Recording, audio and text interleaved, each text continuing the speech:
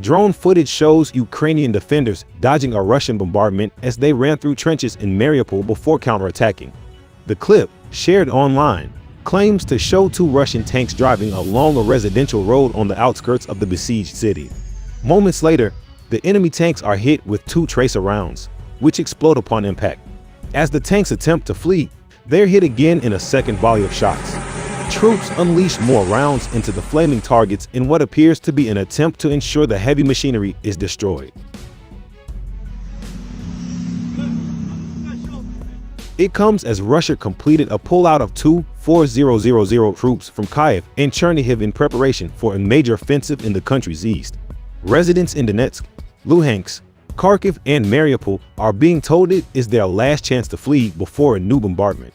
Mariupol remains under siege, with 17,000 still trapped inside, and where civilians' deaths are said to have risen to 5,000, including 210 children. It comes as the war in Ukraine has arrived at a very precarious point, and that Russians are regrouping for an overwhelming final attack, the chief of the air staff has warned.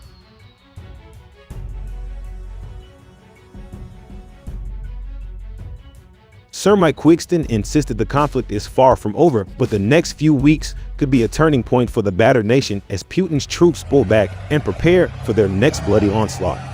Speaking to The Sun alongside British RAF personnel heading to Romania for a string of grueling NATO drills, the Ukstop air chief promised the UK will be ready to play our part to help turn the tide. And he admitted it would be logistically possible for Britain to send armored tanks or other machinery to Ukraine if Boris Johnson gives it the green light. Yesterday, the PM said he is certainly looking at what more military assistance we can give as NATO allies consider how to bolster Ukraine's resistance.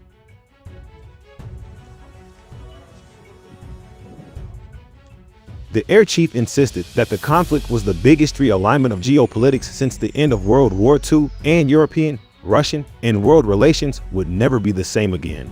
He said, "These are historic shifts in the geopolitics of Europe, and we are living through it now. The geopolitics of Europe have now changed as fundamentally as they did in 1945. But he repeated warnings that there are very good reasons why NATO allies should resist calls for an no-fly zone over Ukraine, as President Zelensky has repeatedly begged the West for. It would put us in an uncontrolled escalation with the potential for a direct conflict with Russia with British lives on the line," Sir Mike said.